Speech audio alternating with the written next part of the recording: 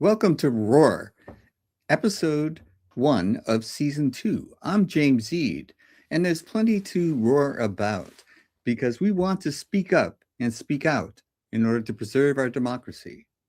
And if we can preserve our democracy, we will not give in to the fear that people have been trying to exploit. And there are things that we have experienced that are in violation of the fundamental values that this country was founded upon. And we're going to have to speak up, speak out, and vote in order to preserve the democracy that we have cherished for 250 years. So I've asked Rick Rosner. Hi, Rick. Hey. For joining us. And Donald, thank you again for joining us. So, one of the things that I wanted to talk about was Trump's appointments, the most recent being he's trying to get his personal attorney appointed to lead the Department of Justice, which is just a way to weaponize the Department of Justice even more to carry out the vendettas and the enemies list that Trump has, and to sick the Department of Justice on the people that he's perceived to be enemies, such as Comey. And also to continue to cover up Epstein stuff. We can never forget to mention the Epstein files and how much of... Not to mention his IRS, all the criminal stuff he's done with the IRS, he's managed to absolve himself from. Yes, he's not going to get audited or penalized or any of that kind of stuff. So that's the one beef that I wanted to lead off with. But feel free to chime in with things that seem to have been getting your attention, Rick. So a couple other guys, Bill Pulte, he just appointed acting head of the DNI. The DNI is the Director of National Intelligence, which was formed after 9/11, 25 years ago, because we have 17 intelligence agencies. Everybody knows the big 2 or 3, FBI, CIA, NSA, but there are another more than a dozen, and they don't like to talk to each other. They're, right. They're territorial. And in the lead up to 9/11, each agency had different parts of the plot. They saw that something was going on, but they didn't talk to each other. They could have maybe figured it out. And so to fix this, they appointed the DNI. But Bill Pulte is also head of Sallie Mae and Freddie Mac, the federal mortgage issuing agency. And in that role, Bill Pulte tried to prosecute some of Trump's enemies for mortgage fraud. And so to reward him for being another guy who weaponizes government, he's giving him the additional duty of being in charge of coordinating 17 intelligence agencies, even though he has 0 military experience and 0 intel experience. Which, yes, that was what my next question was: what is his background to justify this appointment? Does he have any expertise? The answer seems to be no. He's a chubby little lawyer guy that has nothing. And so this is another appointment whose primary attribute is loyalty to Trump. He will carry out Trump's agenda. And it's not merit-based. It's not based on expertise. In these important positions of power, we're not getting people put into place that know what they're hopefully managing. And they have no expertise. They have no background in this, but they will carry out Trump's wishes. And that seems to be the only criteria that he needs to make these appointments. I want to mention one more guy. Okay. Which is the guy, I don't know his name, but he's head of hantavirus. Hantavirus, broke out on a cruise ship and scares people because it's it's likely to kill you. However, it's not very contagious. You usually have to catch it from rodents. But even so, you'd want somebody competent in charge of making sure that we don't have an outbreak or that it doesn't get bigger. So they didn't appoint an epidemiologist. They appointed a doctor whose area of expertise is penis enlargement, and a guy who has a podcast called Erection Connection. where he talks to, I guess, other doctors about how to make penises bigger and how to make them work if they don't work very well. And this is the guy in charge of disease control. Yeah. Well, I mean, look at Pete Hegseth. Did you see that wonderful clip of Jasmine Crockett in Congress? She just tore him a new one. Like, oh, so you managed this nonprofit and it had like $8 million. And by the time you were finished, it was millions and millions of dollars in debt and had $20,000 a year coming in. And then somehow you went to an even bigger nonprofit and you ruined that. So what qualifies you to run like the biggest fucking agency in the world, the U.S. military? But that must appeal to Trump, who's also got 6 bankruptcies. So the specifics of Hegseth's misbehavior aside, the huge white nationalist / supremacist tattoos across his shoulder, the paying a mom a $50,000 sexual assault settlement because she convincingly claimed that he sexually assaulted her drunk when he was drunk in a hotel hot tub. That aside, Hegseth never made it past major. The previous Secretary of Defense, Lloyd Austin, was a 4-star general with 41 years of military experience. So that's 6 more ranks above Hegseth, which is, and with command positions at he was a 1-star commander, 2-star, 3-star. As you said, all Hegseth commanded was a couple of nonprofits, which he ran into the ground. Yeah. All right. Also, part of it was he shows up drunk to in front of like at these diplomatic banquets and stuff. He's staggering around with a bottle in one hand and we're laughing, but we have to. Where is the outrage about these types of appointments? But I have another guest. I want to bring her on and see if she has something to say. Veronica, I'm going to add you to the stage. And if you would unmute and say what is upsetting you today. I need 5 minutes. I'm finishing up a call. Okay, Veronica. Sorry, I'll take the 5 next minutes. All right. So we'll hear from her later. So the Trump appointments have been not based on merit, but based on carrying out an agenda for punishing his opponents.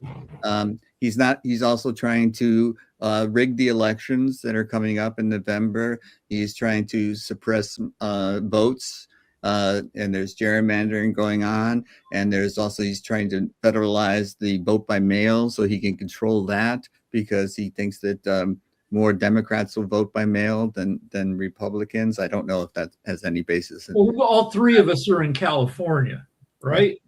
And Trump is accusing California's election system of massive fraud, which it's not engaging in.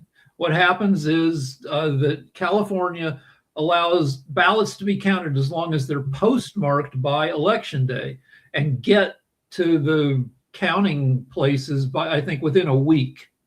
So it's 3 days after the election, and 40% of votes are still in process of being counted or are still on their way. And Trump is saying this is massive fraud, and it's not. Of course not. Yeah, this has happened every election. And, it doesn't mean that the people are manipulating the ballots. They're trying to count them. And it takes time. And it is historically taken time. And, we used to say, there was a Saturday Night Live joke back in, I think, in the 70s and maybe the 80s.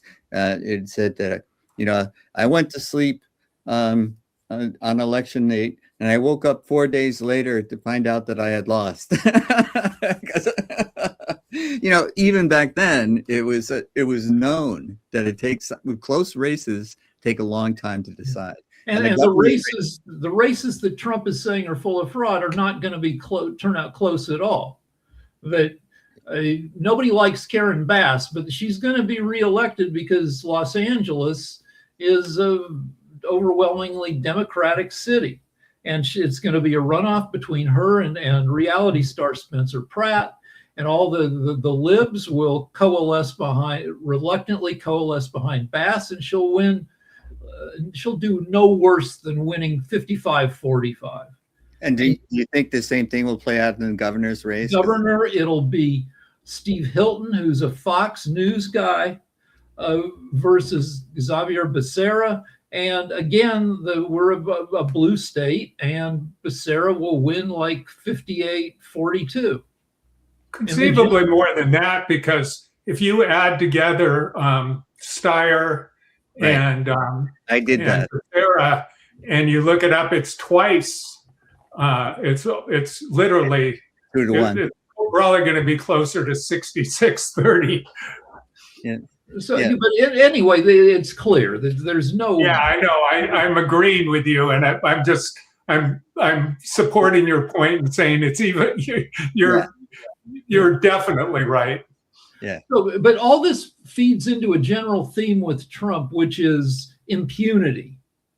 He wants to have a birthday party on the White House lawn, destroy the White House lawn to put up a 90-foot Thunderdome to have UFC fights. He wants to throw up. He tore down the East Wing. He wants to put up a 250-foot arch. He's just a class act all the way around. Yeah, he repainted the reflecting pool a swimming pool blue, which is, I think pretty close to your background, right? Yeah.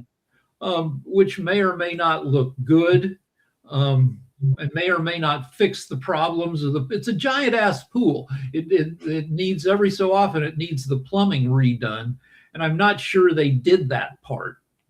Okay, well. So anyway, he does whatever the F he wants. And what worries me is that the economy, now I don't want to cheer for a terrible economy, but the last month's job numbers came out, and they were almost normal job numbers after a year of terrible zero job numbers. The previous these last 3 months have been almost like Biden monthly average job numbers, or anybody since the Great Recession. The last 15 years, we've averaged 200,000 and more jobs a month until Trump and tariffs. So I just worry that, and that the stock market is doing great, in largely because of AI, which is another thing we should mention. But like if people, I was going to say 41% of the stock market now is AI related, which is Trump has nothing to do with it. Tariffs don't seem to affect. So these people are reporting record profits, but it's a disconnect between Wall Street and Main Street, because people are experiencing higher gas prices at the pump. They're experiencing higher grocery prices when they go shopping for food and essentials. So the inflation is still ticking up, and people are experiencing their earning power is going down and the cost of goods is going up. It's kind of the worst of both worlds. Yeah, and I don't want to cheer against America and against Americans, but it's like, I do want 42% of Americans say the economy is poor. Right. Only like 17% of the Americans say it's good or excellent. Will that, will the pissed off people turn out to vote? That's what we hope. And I'm going to try Veronica again and see if she's off her call.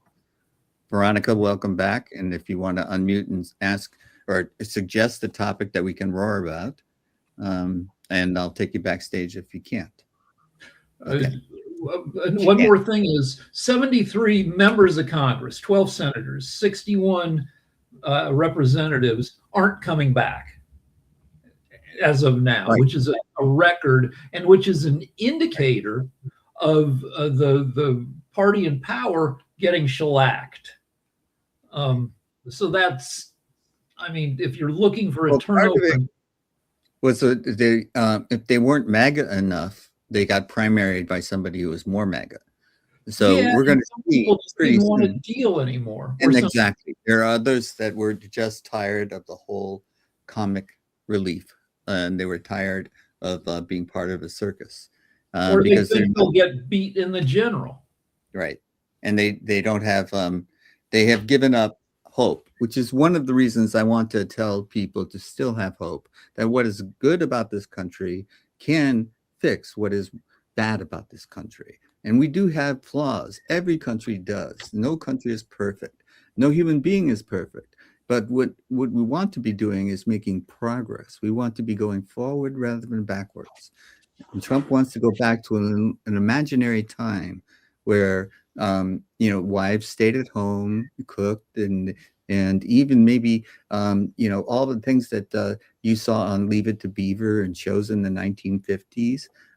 Those were the households that they. He kind of, and he's playing on people's fears. That there's changes to our society now.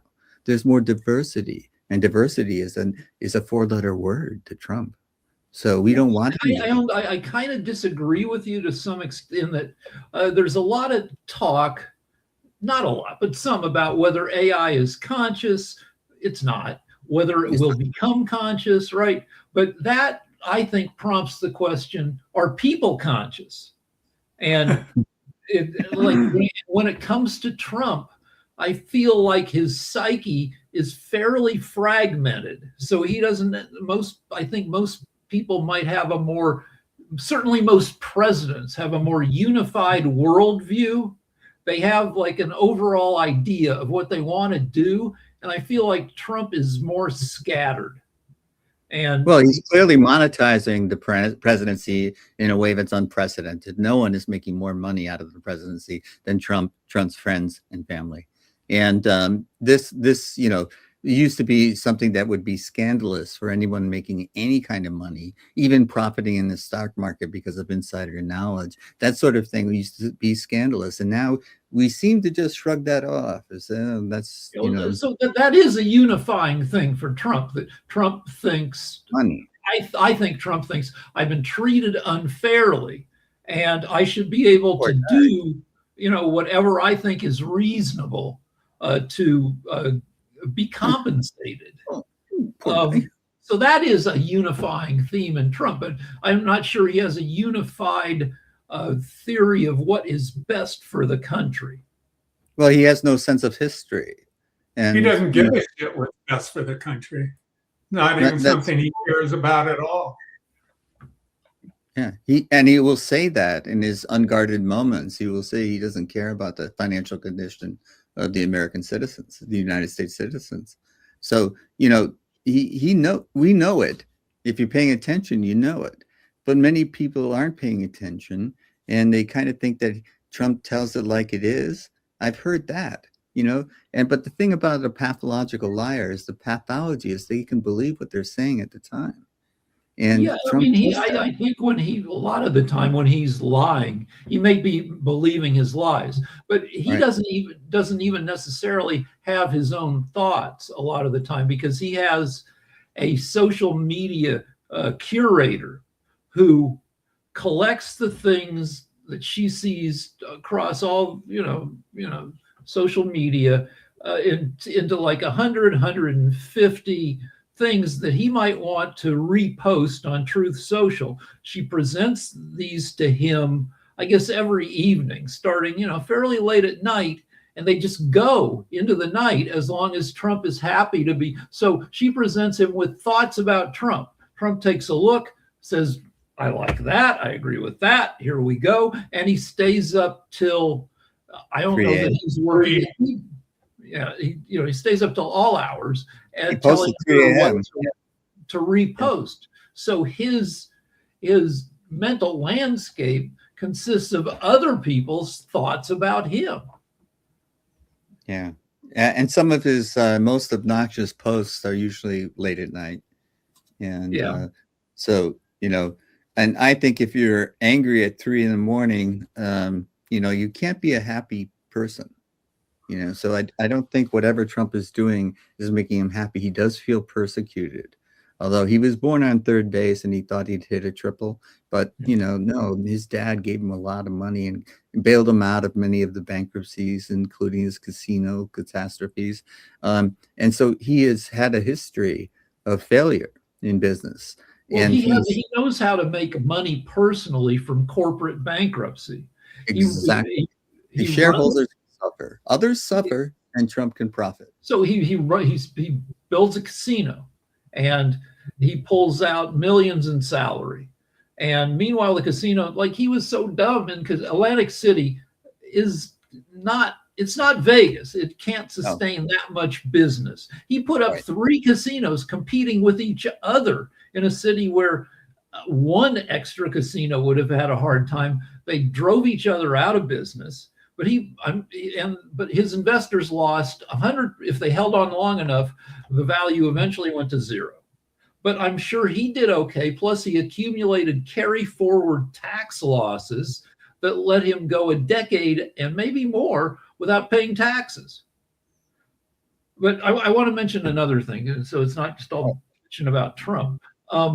Anthropic, maybe the least. Now, you, Donald, you probably know more than I about the individual companies, but to me, in my knowing nothing, Anthropic seems to be maybe the most sane AI company, and they came out today saying maybe we need to slow down for, I think, 2 reasons. And they only mentioned, really, they emphasized one.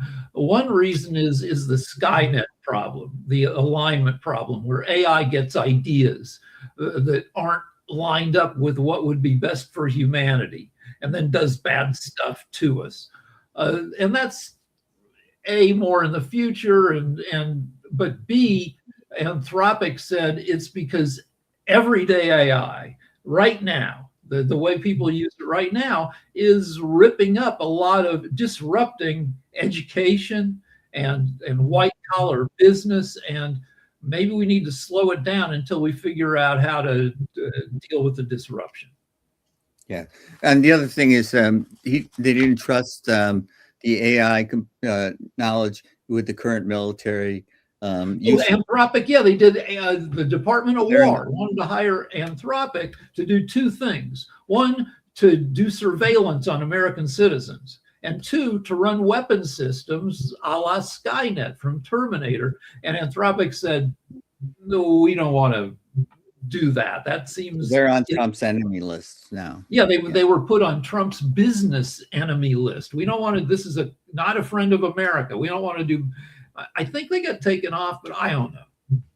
Eventually. I want to say something that fits more with Jim. Is some good things have been happening. Like the courts told him to pound sand on his 1776 slush fund for his criminal buddies, and they've also told him to pound sand on his White House modifications, and they're over and over. They have been blocking his stuff, and if we can get it blocked far enough until January, we might actually have a chance of getting rid of some of this stuff. Also, the Kennedy Center he has right, the Kennedy Center. That was it. It was so funny when he booked this big thing. I know you guys know this, but I'm just going to say it. He booked this thing, and like 60% of the people that he signed up to do it bailed when they found out it was to support Trump.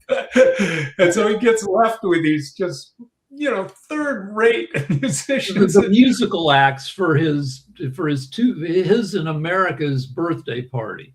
Yeah. And people like Martina McBride were told this is a celebration of America. And there are 2 250 committees. One is the non-politicized 250th birthday celebration, and the other is Trump's 250. And they were lied to about which one they were playing for. And once they found out they were playing for the political one, they're like, no, thank you.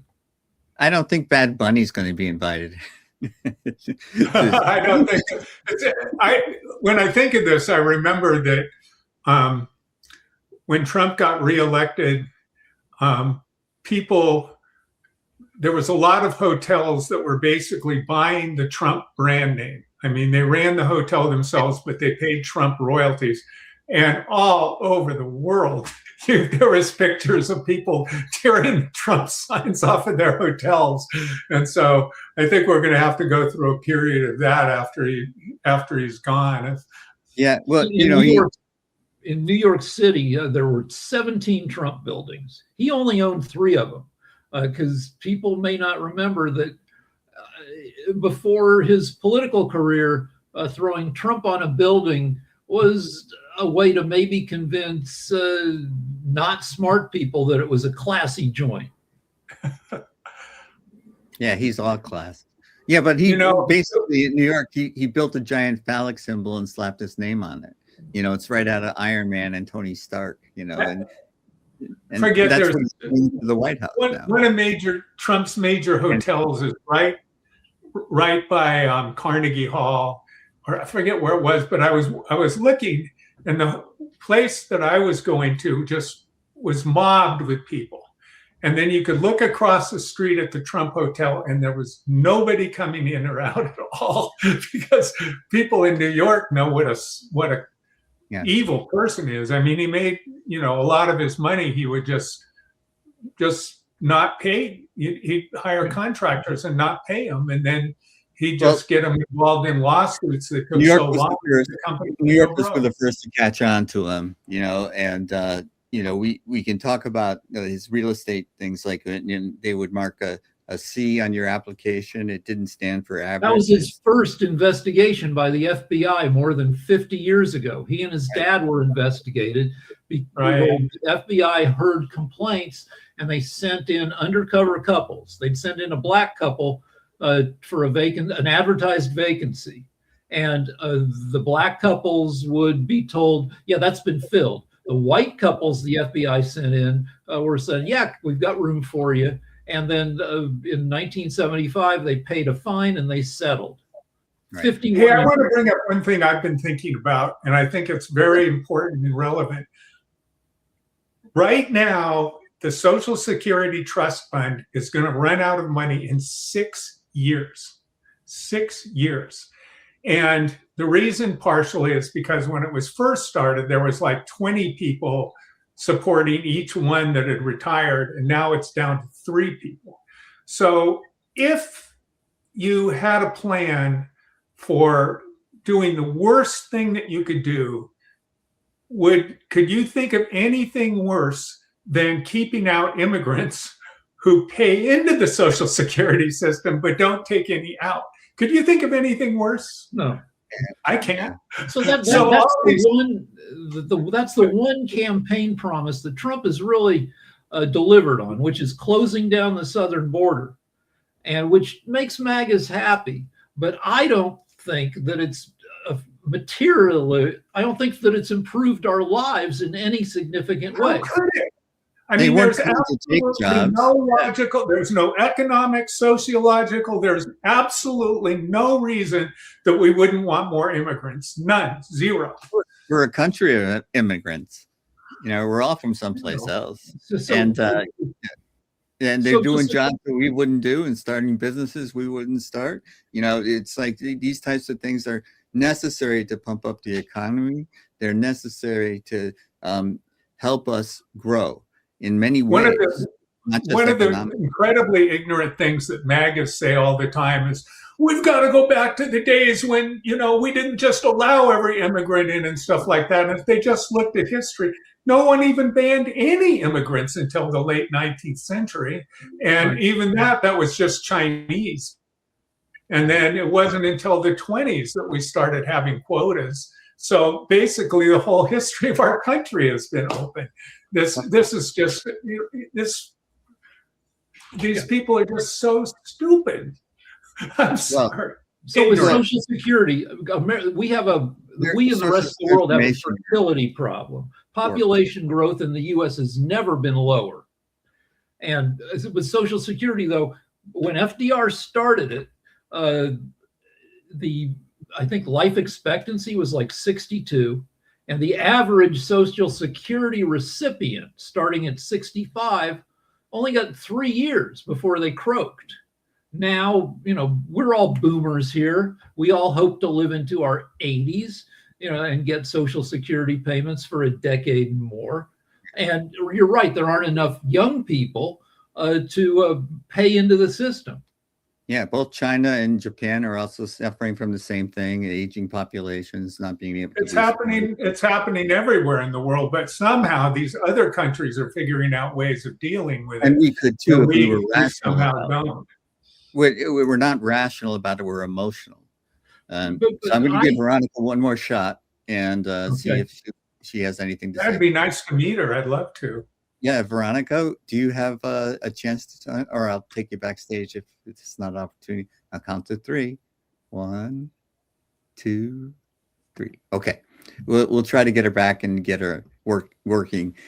So this technology thing, it's just so modern, and it's hard for some of us to change and adapt. But I want to talk about what's going on with the war of choice in Iran a little bit. We don't have that much time to talk about that, but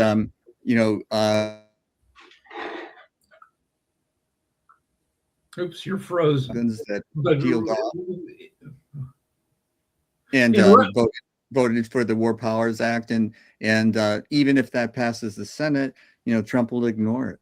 So yeah, what's going on, and is there anything to be done? Well, for one thing, we're in week 10 of gas being more than $4 a gallon national average. Under Biden, gas stayed in 2022, gas stayed above $4 a gallon for 20 weeks, and people were plenty pissed. Are people as pissed this time around? We could easily go 20. We're halfway there. I read an article in the paper just today saying that a lot of MAGA still support Trump, but if you break it down into various things about what they support, the vast majority of them say, well, he kept his promise on immigration, so I like him about that. But I'm getting a little bummed out about the economy and the war because and so I think he's undermining himself. I mean, the one good thing about it all is that we know we're going to lose the war. I mean, there's no way we could beat Iran. I mean, that was no. Jimmy Carter knew that. Reagan knew that. Every single solitary president knew that, and this idea of regime change. I'm sorry, Donald. The Netanyahu had pitched this regime change idea to other presidents, but Donald is the only one who bought. Trump is the only one who bought. He was the only one mentally weak enough. And his top military advisors advised against it, and they got replaced. But he also just thinks he's such a tough guy, and his whole MO is bullying people. So he just figures, well, if I can bully this person, they're going to do what I want him to do. Yeah, but Netanyahu spent 3 hours in the Oval Office, apparently, right before the war, and managed to convince Trump to go in there. So previous presidents weren't dumb enough to try it. However, Iraq was dumb enough to try it in 1980. They did a full-scale invasion. Oh, I know. Troops, 2,500 tanks, 280 fighter jets, a war that went on for 7 years. And that did not tip over the regime. So to think that we could do it with, just bombing is unlikely. And they killed. Besides, we're going to run out of weapons. Yeah, we probably, and that's another huge cost to rebuild this. Yeah, Russia has its own, unending war in Ukraine where they can only bomb one city once a week because they're out of the good stuff. They bomb Kyiv once a week. They with 600 to 700 drones, 200 regular missiles, and 10 fancy missiles, and that's all that they can spare. Yeah, they can't replace them fast enough. And the economists are starting to say that the tide has turned, and that they think they're betting that Ukraine is going to win. Well, Ukraine can crank out 3 million drones a year, like 10,000 a day, and so Ukraine, it's you're just cannon fodder on the front lines for. And remember Desert Storm, we didn't even talk about drones. They didn't exist in the sense that they were military forces. Now that is the primary driver. Who can build them faster? And who's the world's leader at making the best drones? Now Ukraine is by far better than we are. We're learning from them. We're still behind the curve as far as that's concerned. Russia is getting some of its drone electronics from Iran because they can't make stuff fast. Well, you know that in Russia, for a long time they've been using for their military stuff, they've been using chips they've taken out of refrigerators and washing machines and things like that because they can't get their hands on any of the real advanced chips we make in the West. Yeah, they call it. They have a name for it. Frankensams, which is short for Frankenstein strategic air missile or something like. But anyway, yeah, they're cannibalizing stuff. Yeah. Well, this is a belated poverty that was foreseeable, but Putin, as Trump did, had the idea that he could mass troops in Belarus and then storm onto Kiev and take it over, and it'd be over in a couple of months, and Ukraine would surrender, and he would expand his territory and restore Russia to its former might and prestige in the world. And that was just ego driven, and it wasn't logical because Ukraine had so much technology that they were able to not only survive but thrive on the battlefields. And so the Russians have been in retreat, and Ukraine has been now attacking in Russian territory. So these types of things. This is why war never helps anyone but the people who make the weapons. They're the only ones who profit. So not to mention, what we did, the collateral damage, so to speak, like bombing a young girls' school in Iran. And I believe that was because Trump or some Trump department of function of the Department of War was not updating targets. So that school was in the middle of a cluster of Republican Guard buildings. And 8 years ago, it too was a Republican Guard building, but it became a school and nobody updated it. And it wasn't they didn't just bomb it once, it was a double tap. Where you drop one bomb, you blow it up, emergency services respond, then you bomb it again to take out more people. Oh, it's just, anyways, that is the price of war. Okay, so we're going to wrap up. I'm going to give Veronica one more chance to see if she has anything she wants to tell us about. Veronica, I'm going to count to 3 again. Oh, there it is. She's unmuted. Hi, I'm so sorry. That's all right. Hi, Veronica. Sorry. It kept getting stuck and wouldn't let me stay on. I don't know what. I've never used this service before like this. Yeah. It's when it's new, it's unfamiliar and not comfortable. But it's great that you came on. I appreciate it very much. Thank you. And Thank you for is there inviting anything me. that's on your mind that we haven't talked about that you would like to talk about that's going on in our country now? I am, don't usually get into politics because it's so controversial with people, and I have to say, I'll be honest, first time Trump came into office, I voted for him because I thought he was a businessman. This country's a business. It needs to get ran like a business. And so on and so forth. We've turned every which way but the way that a business should be ran.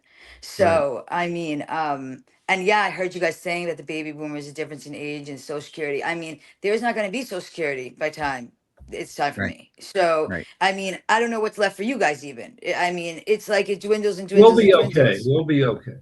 Oh, well, thank you. Fuck me, right?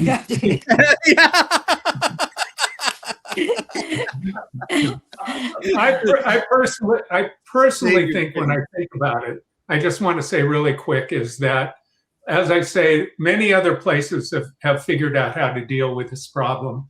And that's another thing besides the economy, besides the war, that when people start really realizing that their Social Security is in trouble, that might be a big pressure to change from the Republican hegemony. Hegemony? Hegemony. Yeah.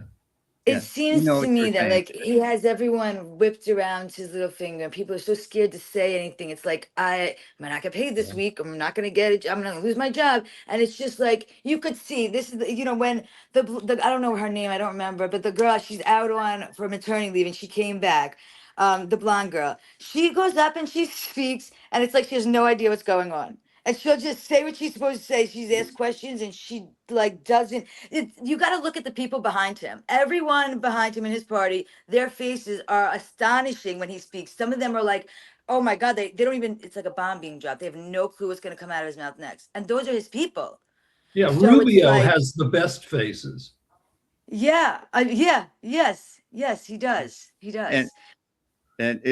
it's fun. I saw this clip of the parliament in Amsterdam where they were talking about Trump's takeover of Greenland, his Mhm. alleged attempt to take over Greenland, and the minister started to get. She was a woman who just started to giggle and laugh, and then he tried to sober up and read it again, and she started to laugh, and they panned to the parliament, and everyone is in hysterics. It's like So we're you being can't make laughed this at. up. This It's is not astonishing funny. because no one, this presidency is supposed to be, uh, I mean, it's a great thing to be president. We're supposed to look up to the president. We're supposed to, that's supposed to be like the golden nugget right there. And everyone is like, who is that man? Like on Yeah. Twitter. So I've never ever, why would there be president on social media like that? That's just causing, it's like you're not supposed to, you're supposed to keep your mouth shut about certain things. Well, he opens his mouth about everything and tells all wrong things about it. And Yeah. it's like he scares people and puts it like us in an uproar when there's so many other ways you can go about this. I want to know more. Of course, who doesn't want to know more? They don't tell us anything. So when they do tell more, it's great. But the way he's telling it and the way he's addressing it is not correct. To be president is so special. I mean, it's a special thing. I mean, he does not. He I just always walks thought all so. over it. Yeah. When I was a kid, Okay. they used to say in America, anybody can grow up to be president. And I took it as aspirational rather than a threat. Yeah. Not today. No. And we used to be the leader of the free world. And now Not we're anymore. we're But just I think we can come caring back. about ourselves. And Pardon? I Yes. think, after his first time, and after George Bush, like people, I mean, I look fondly back on George Bush now. I would Now take him to we're Oh see. yeah, we're But walking apart. people were, Who'd have thought? hardly of Nixon. but like after Bush, Obama did an apology tour, and the world kind of embraced us again. And Biden kind of did the same thing. And the next time we have somebody who's not a lunatic in the White House, we Mhm. can repair some of the wounds. Yes. I We saw. can, but the way our government works is we could always get another Trump. And so unless we make some real changes, I don't think it's good. I don't think, certainly not in my lifetime, people aren't going to trust the United States again. That won't happen. I saw on MSN 2 days ago in the morning. It said all they need is one person from the other party to impeach the president. That's all they need is one. So I just think it's so funny that it hasn't happened yet. Like it's Well, just, and the shootings, I think they were fake, every single one of them. I well, mean, those two incidents, I don't even know what happened when they were having dinner, and the one guy who sat there and ate his whole meal in the where were they with the Congress meeting? Maybe it was a Well, congressional that was the meeting, White House Correspondents' Dinner at the White and House they at never spoke the about it. Hilton. Yeah. And well, Why that guy didn't they was talk just about that? pissed. Well, I mean, that's just one guy who decided, the I odds that like I'm the gonna idea get that hit. he got his ear shut off and he regrew it. Well, the deal is, I don't believe it. I don't believe it was fake. I believe that he was hit by shrapnel. That the guy got off 7 or 8 shots, It and seems like he set it up to me. I I mean, How could someone get into the White House that easy? Well, in any case, we can talk about that, but that is something that, is speculation on our part. And we don't Right, want to right, you're speculate right. about, whether or not he set these things up. But, he Right. went on to say that the presidency is so dangerous. He played the pity role again. He played the pity card. President, shouldn't be. I'm in such danger all the time. And, but I'm brave.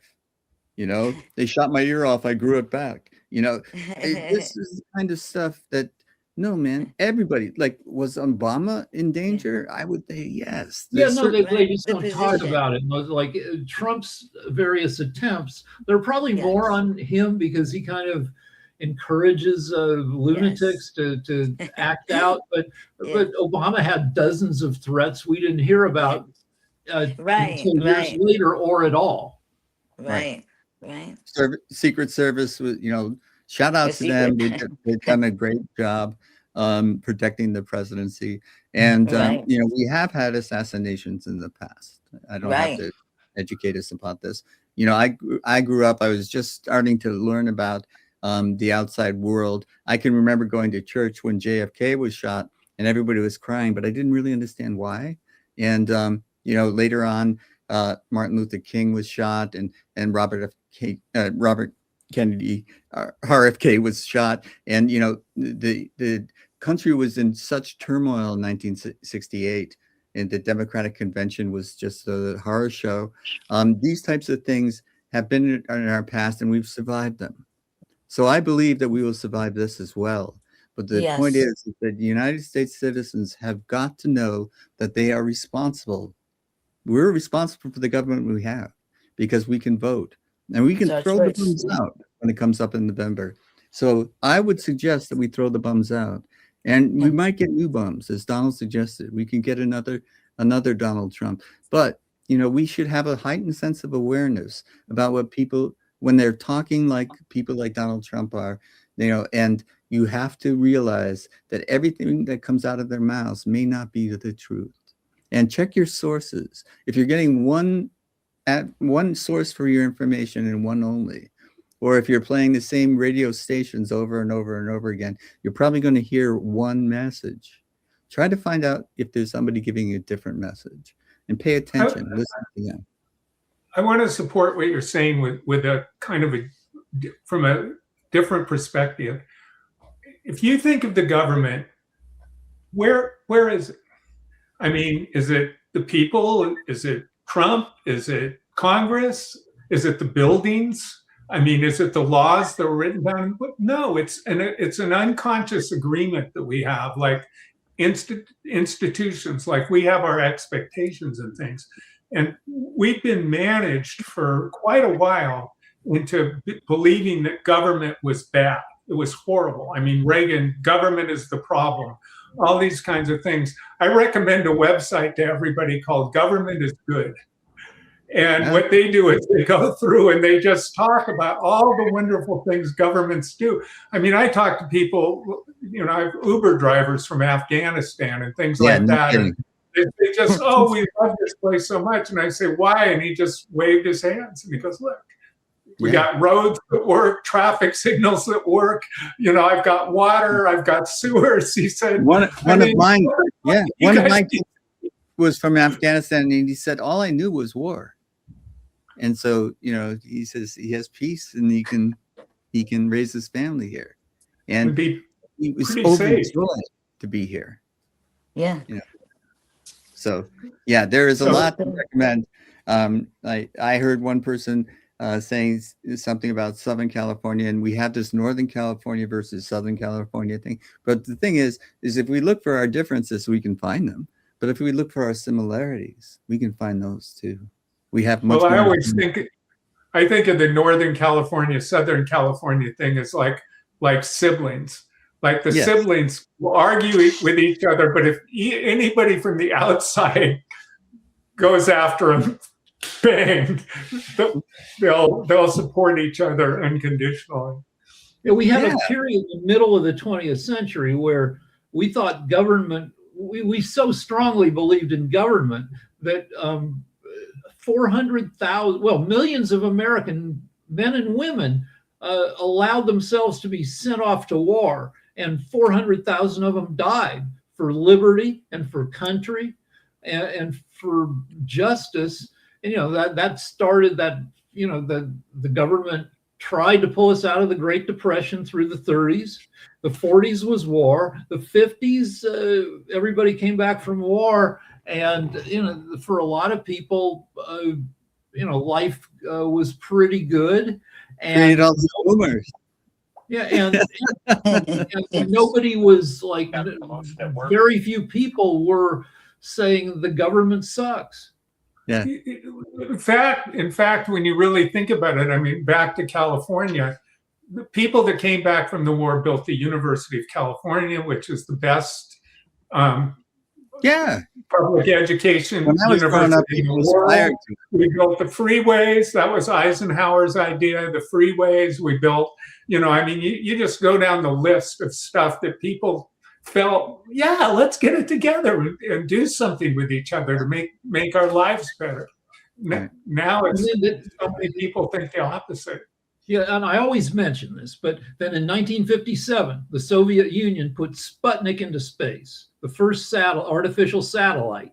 The US freaked out, and the government did a 10, 20-year push to make sure that we educated our kids in math and science. Those kids all grew up to be the tech billionaires of today. They gave us those kids grew up to give us cell phones, computers, streaming TV, everything we enjoy now. And the man that said that we would put a man on the moon was John F. Kennedy, and people didn't think he could become president because he was Catholic.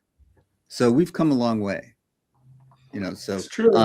We've got to wrap up, and I want to give you a last chance to say, what is the topic for next week's show? What do you want to talk about that we haven't talked about today that is going to be something that we can all familiarize ourselves with? So next week's show, we can be educated and have done our research and talk about the subject that is near and dear to our hearts, and we want to see changed, and we're going to have to raise our voices to get heard.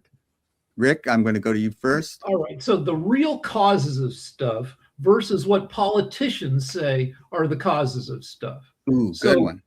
And like tech and AI, I believe, have been disrupting shit. AI only in the past few years, but tech certainly, since I believe that Trump's first time elected was the first AI election, where you've got a population feeling economic uncertainty, I think is the term for it, because tech was taking away jobs even back then, but nobody pointed that out because it's complicated. Instead, politicians each blamed the other party. And also it was an AI election because for the first time, it was done really primitively, but people were being profiled based on what you could see about them on social media and being fed personalized propaganda. Correct. And so you've got, very true. That's great, Rick. How about you, Donald? I think that's a very interesting topic. I also, what I think I will say, and we can go for that, but I just want to say, just to think about is, we talk about voting as a way to solve with these problems. What is a wider, like what can we do? Like, how can we interact in our daily lives? What can we actually do when we meet people and talk to them to see if we can make changes at the more grassroots level and bring awareness to people? So, yeah, so that's something excellent. That's really interesting. So we'll talk about those two things next week. And thank you so much for being on the show this week. Well, thank you for having us, Jim. It's always wonderful to see you. Oh, thank you, Donald. All right. So I'm going to take you guys backstage and say goodbye. And that was thanks to Rick and Donald and Veronica. Veronica made an appearance, and we're going to straighten out the technology aspects of it. But remember to speak up and speak out. If this is a fundamental right that was granted to us in our Constitution, and we're not taking advantage of it to the full extent of our powers. So this show is based on the idea that if we encourage one another, if we support one another, and if we're tolerant of one another's they have a different opinion than yours. Sometimes you have to think, am I going to change their mind, or should I think about whether or not I should change my mind? Something we're not as good about. But in any case, thank you for watching today's show, and roar if you can, because I will.